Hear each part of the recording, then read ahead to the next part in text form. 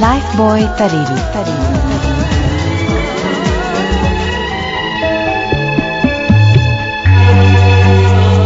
Ha ha ha ha ha ha ha ha.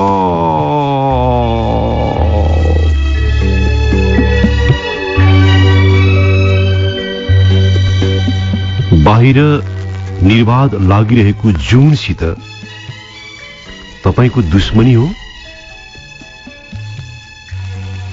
हन मलाई यो प्रश्न सोधेर तपाई नजिक किन आउनु मन लाग्यो? तपाईको के दुश्मनी यो जुनसित? मैले यति सोधिदिएपछि तपाई पक्कै भड्किनु भएको छैन होला। तर बाहिर लागेको जुन छ नि, बेहिसाब छ, अथाह छ, अतुलनीय छ। तर भित्र बसेर तपाई यो पुसको ठिहीलाई सराप्नुहुन्छ। जाडोको बयानलाई लक्ष्यदार बनाएर आफूलाई जडोरी बनाएर प्रस्तुत हुनुहुन्छ। मलाई धरोधर्म तपाईको र जुनको सम्बन्धमा पर्नु नै छैन। यो तपाईको नितान्त व्यक्तिगत कुरा होला। म कति मात्रै त्यान्द्रो तान्न खोजिरहेको छु भने मित्र, सबैसित सीमितता छ। लिमिटेसन बुझ्नुहुन्छ नि? सीमितपना। जीवनको हरेक क्रियासित त्यसको साध हुन्छ, त्यसको सीमा हुन्छ। हामी सीमा विहीन कुरा खोजेर आफूलाई टुक्र्याउँछौं। हामी यो सत्यलाई छोएर महसुस गर्न तयार हुन्नौं कि जिन्दगीमा सीमाहरू हरेकसित छ, रहनेछ र रहिरहनेछ। यसलाई जति चाँडो स्वीकार्यो, जति चाँडो त्यसलाई आफूसित जोड्यो, जिन्दगीको सरलता त्यति नै छिटो प्राप्ति हुँदै जाने हो। यो स्वीकार्नु मानिसहरू असीमित सामर्थ्य त बोक्छन्, तर ती बोक्ने सामर्थ्यहरूसित पनि साथ त छ, सीमाना त छ। हामी जीवनको अनिश्चित कालको अवस्थालाई कहिल्यै सोच्दैनौं। हामी सबै जान्दछौं यो जिन्दगी निश्चित अवधिमा टुङ्गिन्छ र यो टुङ्गिने सीमानामा तपाईका अनगिनत सामर्थ्यहरूको उपयोग हुनुपर्ने हुन्छ। यो जिन्दगीसित प्राकृतिक रूपमा टुङ्गिने एउटा अवधि छ र त्यही अवधिले तपाईलाई तपाईको सीमाना, तपाईको साथ बोल्छ। त्यसैले भनिएको हो, हरेक कुराको सीमा छ जिन्दगीमा। ब्राजिलका एकजना फरक सामर्थ्यका प्यारा पौडीबाज छन्, डेनियल डायस। 200 मिटरको फ्री स्टाइलका प्यारा पौडीबाज स्वर्ण पदक विजेता हुन्। डायस जन्मिँदै हात नभई जन्मेका हुन्। दाहिने हात कुइनासम्म नपुग्दै बढ्न छोड्यो र देब्रे हात पनि अझै छोटो हुँदै एउटा औंला मात्रै देखिएर रोकियो। उनको खुट्टा पनि घुँडामै गएर टुङ्गियो। हेर्नुस्, हिँड्दा उनी बैशाखी प्रयोग गर्दछन्। डेनियलले स्वर्ण पदक जितेपछि प्यारा स्विमिङमा असाध्यै छोटो प्रतिक्रिया दिए र त्यो प्रतिक्रियाले सारालाई गहिरो सन्देश छोड्न सफल पनि भयो। उनले भने, हामी सबैसित सीमा छ। म अपाङ्ग धावक होइन, म प्यारा धावक हुँ। यति मात्रै भने हुने। हेर्नुस्, म अपाङ्ग धावक होइन, म प्यारा धावक हुँ। आजसम्म पनि उनलाई उनको स्वर्ण पदकले भन्दा पनि उनको भनाइले गरिबिलो बनाएको छ। डेनियल डायस हात खुट्टा नभएर पनि आफूलाई अपूर्ण मान्न तयार छैनन्, जो आफैमा ठूलो स्वीकृति हो। तर हामी आफ्ना सीमितताहरूमा किन खुम्चिन्छौं? अचम्म छ, अचम्मै छ। तपाई हामी आफ्नो सीमिततामा जहिले खुम्चिन्छौं, खुम्चिएर प्रस्तुत हुन्छौं। तपाईले, मैले वा हामीले एउटा नमिठो कुरा के गरेका छौं भने हामीले बाँच्ने उपक्रममा एउटा बोधलाई अहंकारको टोपी लगाइदियौं। हामी यो सारा संसारको सबभन्दा महत्त्वपूर्ण हामी हौं, सबभन्दा महत्त्वपूर्ण म हुँ, त्यसैले सबै थोक मेरो वरिपरि नै रहनु पर्दछ सोच्छौं हामी। सारा थोक मेरो वरिपरि हुनुपर्छ भन्ने टोपी के हामी लाएर हिँड्छौं। तपाईको आगमन यो संसारमा विशिष्ट हो मित्र, तर सबभन्दा महत्त्वपूर्ण होइन। यो पृथ्वीको बनोटलाई, यो पृथ्वीमा तपाईको विशिष्टता असाध्यै करुणामय छ, सन्तुलित। अलिकति पनि तल बितल हुनु हुँदैन। तल बितल भयो कि फुट्छ। पश्चिमा जगतमा राबीहरू मानिसभित्रको करुणालाई लिएर एउटा प्रसंग जहिले बोल्छन्। ती एउटा राजासित एउटा असाध्यै सुन्दर सिसाको कचौरा छ, सिसाको कचौरा। तर त्यो कचौराको सौन्दर्य जति राम्रो छ त्योभन्दा बढ्ता त्यसको क्षमतासित सारा निचोड जोडिएको छ। हेर्नुहोस्, त्यो कचौरामा अलिकति बढ्ता तातो पानी हाल्यो भने फुट्छ। त्यो अलिकति चिसो पानी, अलिक बढी चिसो पानी त्यसमा खनाइयो भने त्यो चकनाचुर हुन्छ। तपाईसित मन तातो बनाएर पानी हाल्नुको विकल्प छैन त्यो कचौरामा। तपाईले बाँचेको यो जिन्दगीसित पनि करुणाको एउटा सुन्दर कचौरा छ। तपाई त्यसमा कसरी प्रस्तुत हुनुहुन्छ? तपाईको सारा जीवनको रहस्य त्यसैगरी अभिव्यक्त हुन्छ। हेर्नुहोस्, तपाई हामीले जीवनमा करुणालाई भित्र्याउने सम्म हो के, त्योभन्दा बढ्ता केही पनि होइन। यो निकाल्ने प्रयत्न हो। त्यो प्रयत्न गर्दा तपाई कति निख्रिनुहुन्छ, कति दिन लालायित हुनुहुन्छ। यो जीवनको साथ त्यही बन्छ। ज्युजहरू, यहुदीहरू,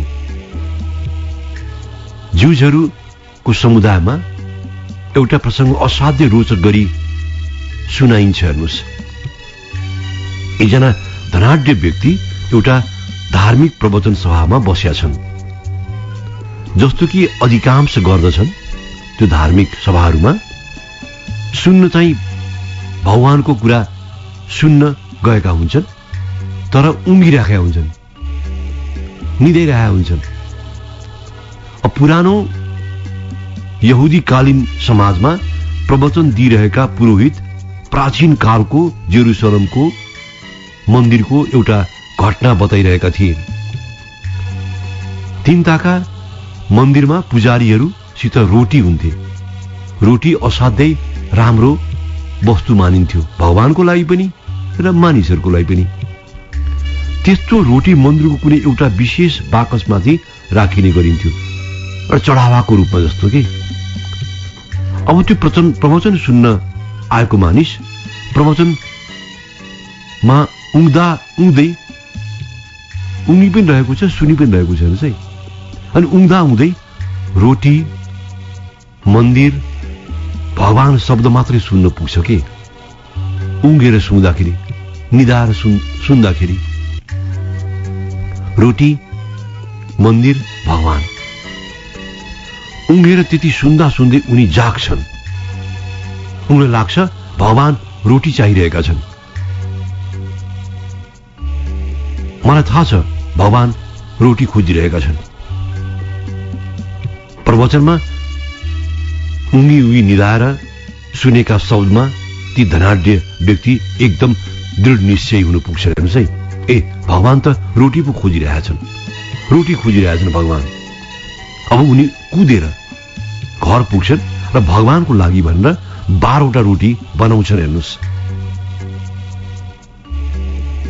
अब फेरि त्यो प्रवचन थलोमा पुग्छन्। उनी रोटी बोकेर मन्दिरको एउटा ठूलो सन्दुक माथि त्यो रोटी थपक्क राखिदिन्छन्। त्यो सन्दुक रोटी राख्ने थलो हो।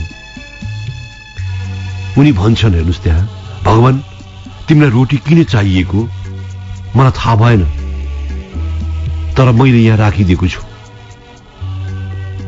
अब उनी घर फर्किन्छन्। हेर्नुहोस्, यो प्रसङ्गमा घटना कति सुन्दर ढङ्गबाट उठाउनुहुन्छ। अब मन्दिरमा सफाई गर्ने मेहतर त्यहाँ पसेका छन्, हातमा झाडु लिएर। हेर्नुहोस्, त्यो पनि, हे भगवान कति दुःखमा छु म। साना नानीहरू भोक्कै छन्, पत्नी पनि बिरामी परेकी छ, एक सुको छैन खल्तीमा। उनी त्यति भन्दै मन्दिरमा पसेका छन्। अब उनी देख्छन् सन्दुकमाथि तातो रोटीको चाङ। कस्तो मिठो बास्ना रोटीको। सरसफाई गर्ने मेहतर अचम्म पर्दछ। हन भगवान कति चाँडो बुझ्छन् हौ मेरो मनको कुरा। मेरो प्रश्नको कति चाँडो उत्तर दिएको भगवानले। उनी रोटी बोकेर घर फर्किन्छन्। अब यसै बेला घर फर्केका ती धनाढ्य मानिस मनमनै विचार गर्दछन्, छ्या हन म कस्तो मूर्ख मान्छे। भगवान जो यत्रो सृष्टि गर्दछन् उनलाई रोटी किन चाहिँदो हो, तर्कना आउँछ उनको मनमा। त्यति तर्कना आएको छैन, उनको मनभित्र बिजुलीको तरङ्ग उठ्छ। हेर्नुहोस्, उनी दौडेर फेरि मन्दिर पुग्छन्। अब नजिकै छ नि त्यो बस्तीमा, रोटी त्यहाँबाट निकाल्ने सोच्छन् कि कुदेर। तर अचम्मै अब त्यो सुनसान मन्दिरमा रोटी छैन। उनी देख्छन् जहाँ रोटी राखेको थियो सन्दुकमाथि रोटी छैन। अब उनी नतमस्तक हुन्छन् र भन्छन्, भगवान तिमीलाई साँच्चीकै रोटी चाहिएकै रहेछ। मेरो रोटी चाहिएको थियो। अब म अर्को हप्ता नि किसमिस मिसाएर ल्याउँछु। हेर्नुहोस्, यो वर्षौंसम्म चल्यो, वर्षौंसम्म। सप्ताहन्तमा सेठ भगवानका खातिर रोटी र किसमिस ल्याइरहन्छन् र मेहतर भगवान मेरो प्रार्थना सुन्छन् भनेर हरेक सप्ताहन्त रोटी बोकेर घर फर्किन्छन्। अब यो क्रम त्यति बेलासम्म चल्यो जति बेलासम्म नयाँ राब्बी स्वरो भएर त्यहाँ आएनन्। हेर्नुहोस्, राब्बी सन्त हुन् पुरानो कालको, र अहिले पनि पश्चिमा जगतमा सन्तहरूलाई राब्बी नै भनिन्छ। अब नयाँ राब्बीले धनाढ्य व्यक्ति र मेहतरको यो खेल पत्तो पाउँछन् र दुवैलाई आफ्नो कार्यकक्षमा बोलाउँछन्। तपाईहरुलाई थाहा छ यो के भइरहेको छ? थाहा छ तपाईहरुलाई? धनाढ्य व्यक्ति आत्तिँदै भन्छन्, त्यसो भए भगवानलाई मेरो रोटी चाहिएको थिएन? के त्यसो भए भगवान मेरो रोटी मन पराउँदैन थिए? अब गरिब मेहतर पनि त्यस्तै प्रश्न गर्दछन्। के त्यसो भए भगवान मेरो प्रार्थना सुनिराखेका थिएनन् त? अब राब्बी धनाढ्य सेठ र गरिब मेहतरको हात समाउँदै भन्छन्, तिमी दुवैलाई जोडाउने जुन भाव छ नि, त्यही नै करुणा हो। तिमी दुवैले एक अर्कालाई दिएका छौ। भगवानलाई रोटी चाहिएको थियो थिएन, वा भगवान तिम्रो रोटीको चाहनाको लागि तिमी सामु आएका हुन् होइनन्? ती दुवै गौण हुन्। मूल कुरा हो तिमी आफू करुणामा उपलब्ध हुनु।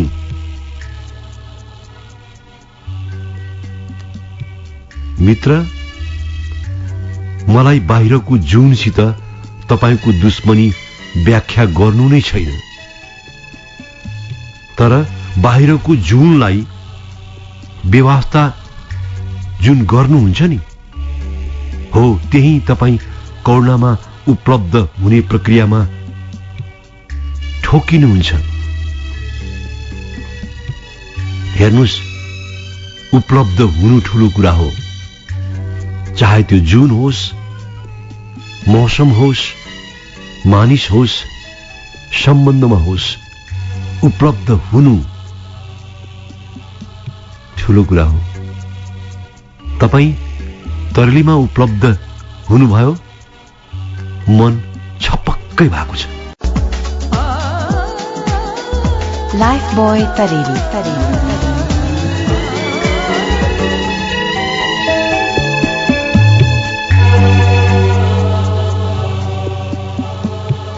एउटा असाध्यै मसिनो कुरामा हामी चिप्लियौं, हामीले चाल पाएनौं।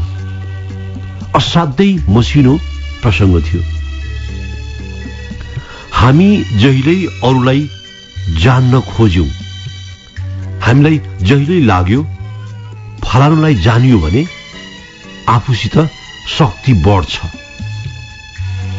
अरूलाई जान्नुमा हामीले आफ्नो बल खोज्यौं। हेर्नुस्, हाम्रो सिकाइको प्रारम्भ नै कति मसिनो गल्तीमा अड्किएको रहेछ।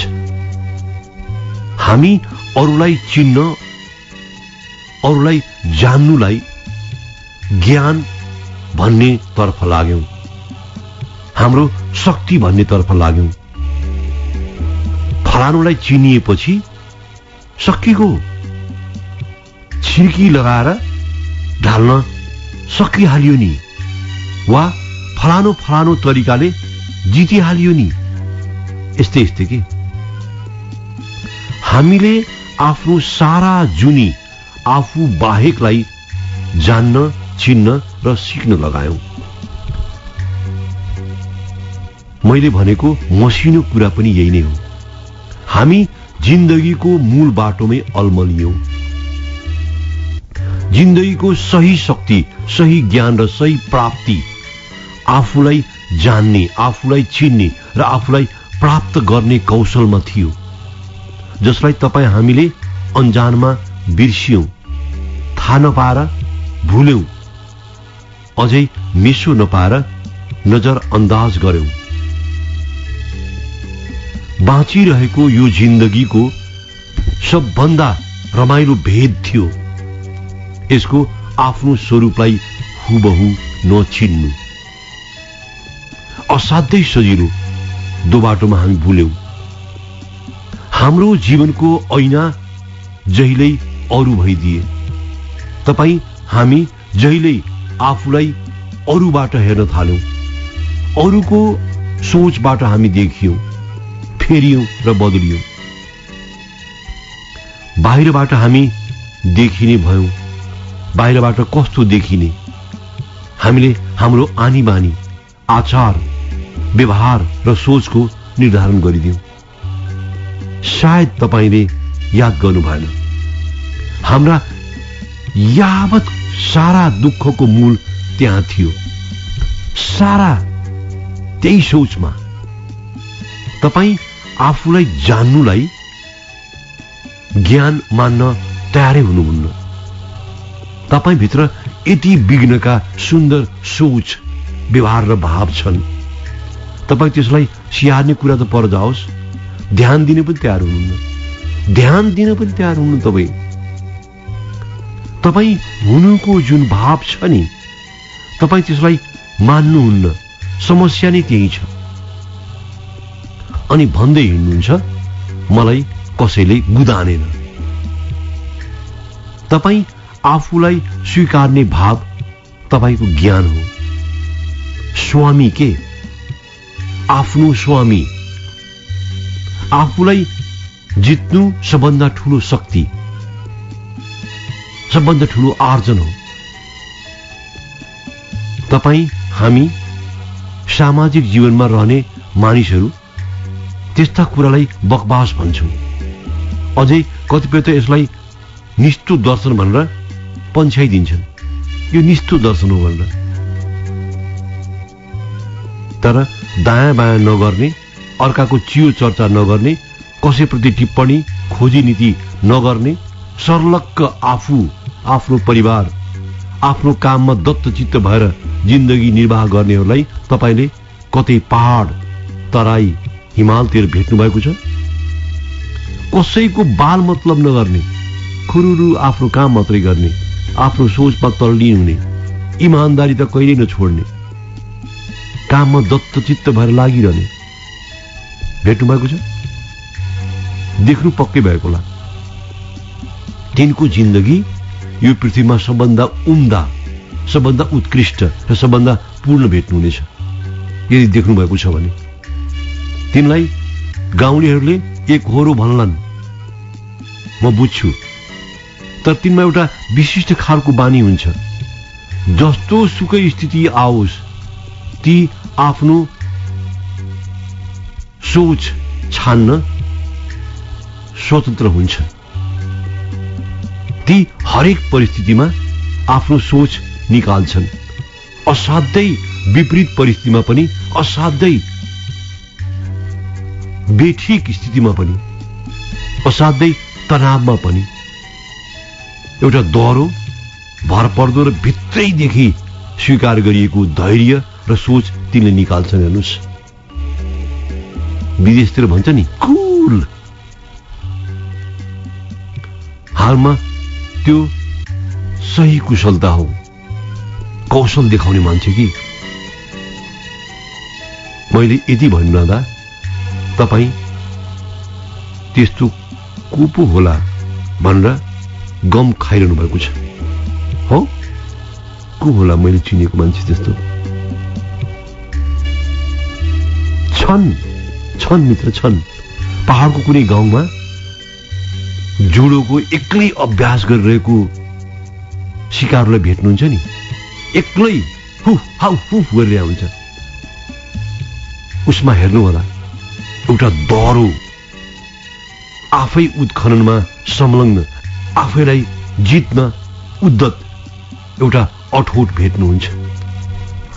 हेर्नुहोस्, मार्शल आर्ट्समा जुडो र कराते खेललाई तपाईले ध्यानपूर्वक हेर्नुभयो भने एउटा गहकिलो जीवन सूत्र भेट्नुहुन्छ त्यहाँ। अरूले हेर्दाखेरि त्यो मान्छे कुट्ने विद्या भनेर त्यसलाई नकार्न सकिन्छ, तर होइन। त्यसको भित्री रहस्यलाई बुझ्नुभयो भने एउटा गहिरो सूत्र फेला पारिन सकिन्छ। कराते मार्शल आर्ट्समा शक्ति आर्जन गर्ने अभ्यासको रूपमा चिनिन्छ। कराते विधामा पनि दर्जनौं विधाहरू विकसित छन्, जुन सबका सब शक्ति आर्जनका भिन्न भिन्न तरिकाहरू लिएर बसेका हुन्छन्। कराते कलामा गोजु रियो करातेको दोजो कुनको अभ्यास गर्नेहरूको एउटा विधिसित लोभिन मन लाग्छ। गोजु, ती भन्छन् गो भित्रदेखि मजबुत, हेर्नुहोस् है, अनि जु हदैसम्मको भद्र। दोजो कुनका 1 से 1 गुरुहरू हुँदा छन् संसारमा। अभ्यासमा महारत प्राप्त। तिनलाई पढ्दा मात्रै तपाईँ आफूभित्र एउटा हलुको पनि भेट्न सक्नुहुन्छ। साँच्चीकै तिनलाई भेट्नुभयो भने के होला भन्नुहोस् त? तिनलाई पढ्दा मात्रै तपाईँ हलुको महसुस गर्नुहुन्छ, तर तपाईँले तिनलाई साँच्चीकै भेट्नु भने कस्तो होला भन्नुहोस् त? दोजो कुन सारा अभ्यास आफूभित्रको शक्तिको उत्खनन गर्न र हदैसम्मको भद्रता, हदैसम्मको विनयशीलता निकाल्न। कस्तो रमाइलो अभ्यास! सायद त्यसैले पनि पूर्वीय कलाको रूपमा विकसित कराते दो विश्वका महानतम युद्ध कलाको रूपमा मानिएको हो। जो हरेक दिन दोजो गएर यसको अभ्यास गर्छन् नि, तिनलाई तपाईँ देख्नुहुन्छ। सबैजना संयुक्त रूपमा भुइँमा बसेर आँखा चिम्म गरेर ध्यान लाउँछन् र दोजो कुन पाठ गर्छन्। त्यो अभ्यास गरिसकेपछि खासमा दोजो कुन 5 पंक्तिको मन्त्र हुन्छ र त्यही 5 पंक्तिले जीवनको सारा रहस्य बोल्छ। हिन्दू धर्म गीतामा पनि मानिसका इन्द्रियहरूलाई घोडाको रूपमा व्याख्या गरिएको भेटिन्छ। घोडा र मनलाई, यो घोडालाई नियन्त्रण गर्ने सारथी भनिएको छ। गीताले सारा खेल मनलाई परमार्थमा स्वचालित गर्ने अभ्यास गराउँछ। खासमा मनलाई सारथी किन बनाइएको छ भने तपाईँ गोरु जस्तो जोतहा भइ नरहनुहोस्। यो जिन्दगीमा योद्धा हुन सिकाइन्छ। जिन्दगीमा योद्धा हुन सिकाउँछ गीताले। दोजो कुन पनि चीन, जापानमा एउटा साहसी योद्धा भएर जीवन बाँच्ने अभ्यास सिकाउँछ। मैले दोजो कुनलाई यहाँनिर जोडेको हुँ के हेर्दा ठुल्ठुला कुरा गरे जस्तो देखिन्छ, तर मित्र त्यो अनकन्टार गाउँमा एक्लै कराते जुडो अभ्यास गरिरहेको कसैलाई भेट्नुभयो भने जीवनलाई योद्धा गरी बाँच्ने उसको अभ्यास देखेर तपाईलाई आसक्ति हुनेछ, सत्य आसक्ति हुनेछ।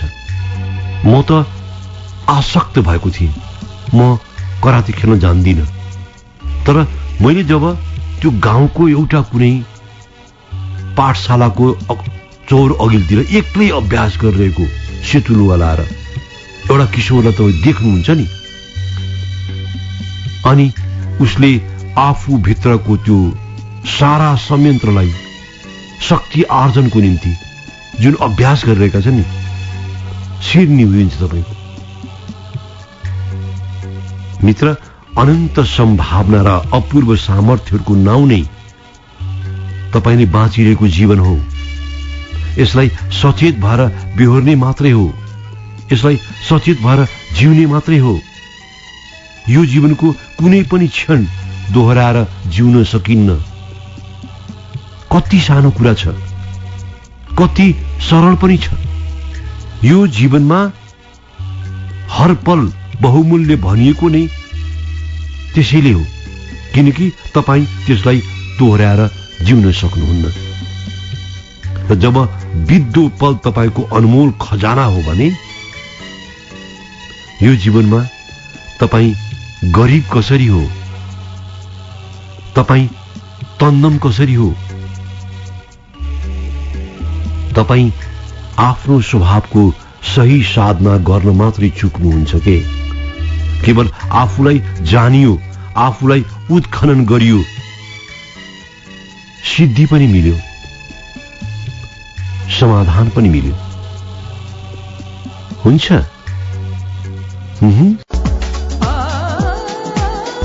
Life boy तरेली।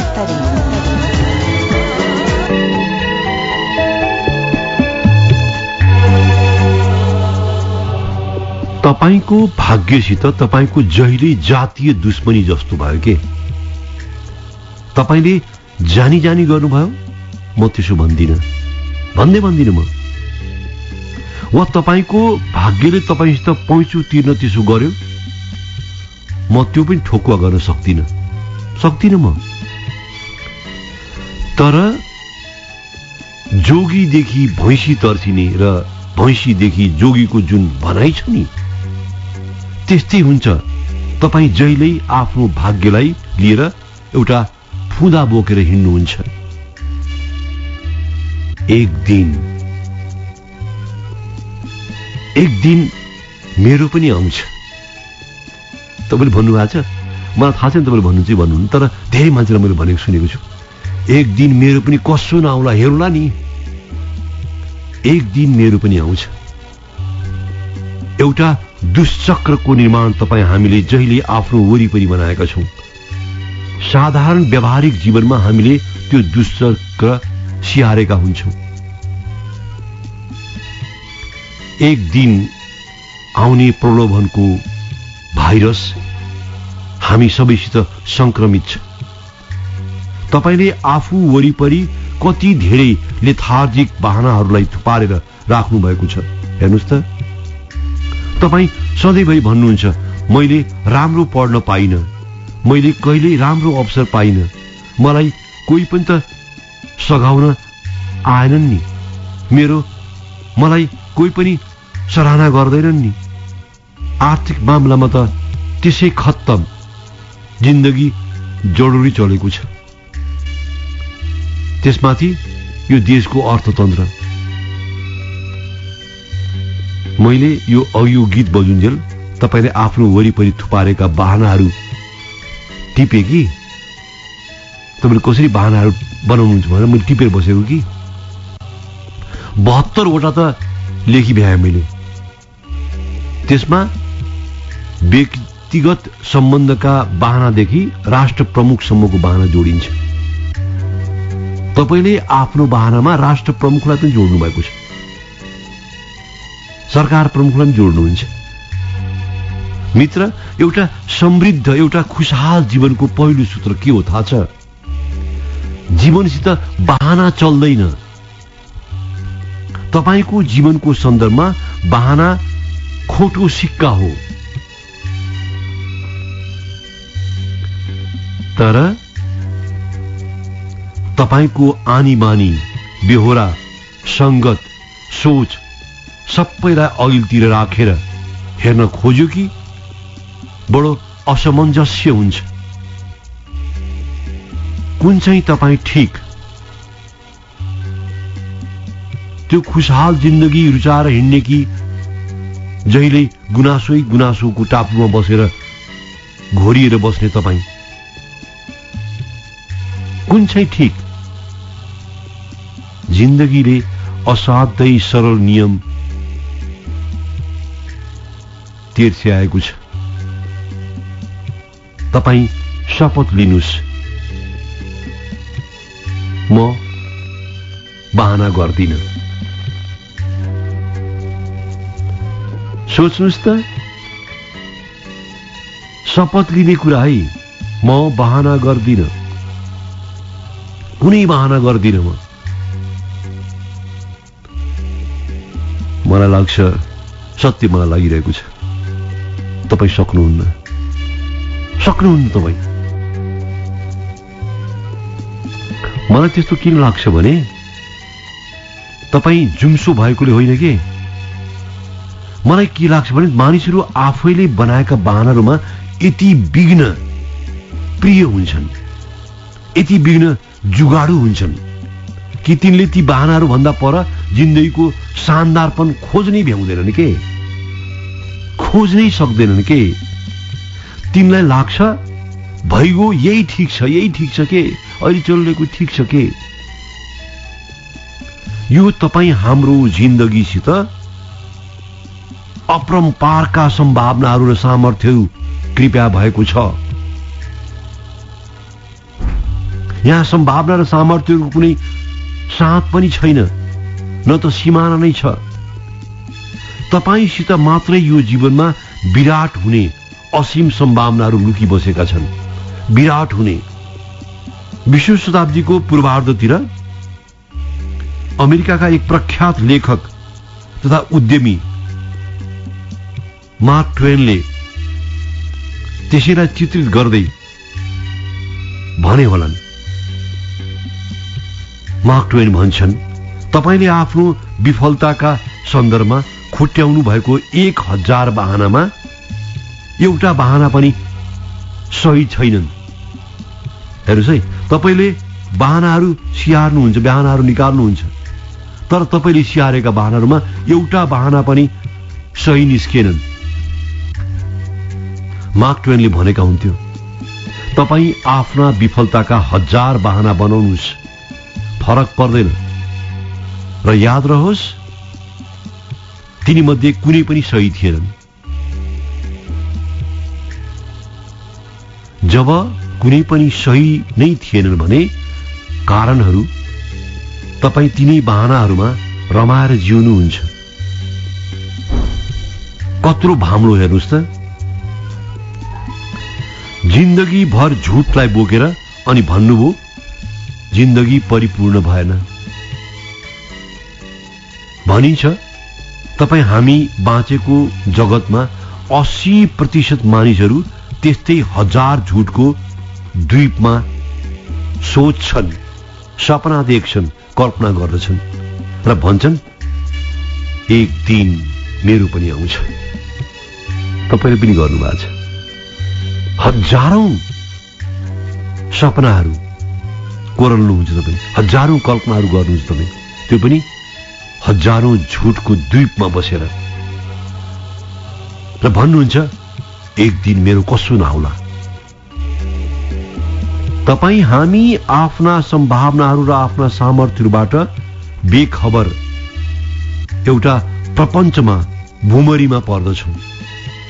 जिन्दगीको यो प्रपञ्च जसको कुनै अन्त्य छैन। जिन्दगी निर्वाहमा तपाईले बटुल बाटुल पार्नु भएका बहानाहरूलाई बिस्कुन सुकाएर एकपटक हेर्नुस् त, तपाई खुदलाई अचम्म लाग्नेछ। अचम्म। यो जिन्दगीमा तपाईले गर्न सक्ने एउटै सरल उपाय के हो भने तपाईमा जन्मिने बहानाहरू मात्रै बन्द गरिदिनुस्। जुन एक दिनको रोलो गरिरहनु भएको छ नि, त्यो आजै आउन थाल्दछ। त्यो एक दिन जुन भनेर रोलो रोइरहनु भएको छ नि, त्यो आजै आउन थाल्छ। बहाना बन्द गरेको दिन मेरो एक दिन आउँछ भन्ने सपना तपाईको ढोकामा चियाउन थाल्छ। मित्र, हामी चाल नपाउने थुप्रै नाकामको थुप्रो जम्मा पार्छौं अनि गुनासो मेरो एक दिन आएन भन्छौं।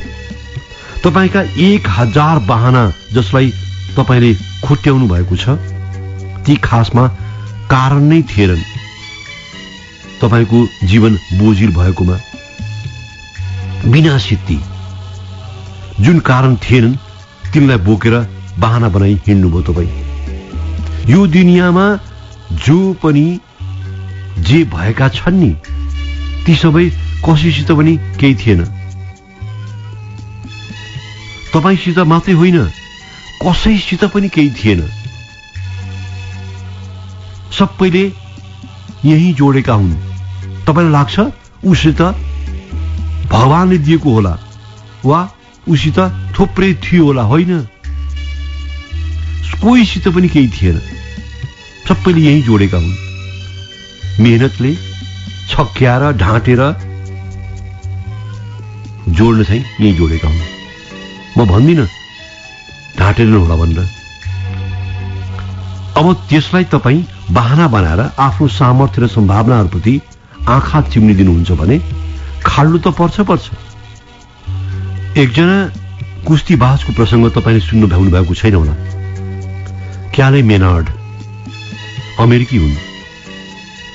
आधी हात आधी खुट्टा लिएर जन्मिएका। नजन्मिँदै उनको अवस्थाबारे उनका मातापितालाई बताइयो र गर्भपतन गर्ने सल्लाह दिएको थियो उनका मातापितालाई। तर मेनार्डका मातापिताले मानेनन् र उनी यो संसारमा अवतरण हुन्छन्। मेनार्डले बालकदेखि नै बाहनालाई आफ्नो कुनै पनि गतिविधिमा छिर्न दिएनन्। उनीसित केवल एउटा भरिपूर्ण जीवन जिउने धोको मात्रै छ। हेर्नुहोस्, फुटबल खेले, फुटबल खेल्ने रहर गरे। हेर्नुहोस्, बास्केटबल खेले, तर अन्त्यमा उनी कुस्तीमा जमे। कुस्तीमा च्याम्पियन मात्रै बनेनन्, उनी सम्मानित जीवन जिउने पनि भए। मैले उनलाई गुगल तस्बिरमा हेरिरहँदा उनी संसारका प्रसिद्ध हिमालको फेदीमा पुगेका फोटोहरू देखेँ मैले। इतिहासमा उनलाई अत्यधिक रोचक र प्रेरणादायी धावक भनेर चिनिन्छ, जोसित हात पनि छैन, खुट्टा पनि छैन, र पनि उनी च्याम्पियनको मुटु बोकेर हिँड्छन्। उनको प्रसङ्गले सामान्य मानिस जो बाहनालाई ढाकर बोकेर हिँड्छन् तिनलाई मजाले जवाफ पुर्याउँछ। त्यसैले उनको पुस्तकको नाम नै उनले राखेका छन् बाहनावाद। बाद भनेको सक्यो, चाहिँदैन। मित्र, मलाई लाग्छ तरेलीमा तपाईँ त्यो देउरालीमा पुग्नुभयो जहाँ तपाईँ आफ्ना भरिपूर्ण जीवनका भन्ज्याङहरू देख्न सक्नुहुन्छ यतिखेर। हो, त्यसो भए म छुट्यौं, म भन्छु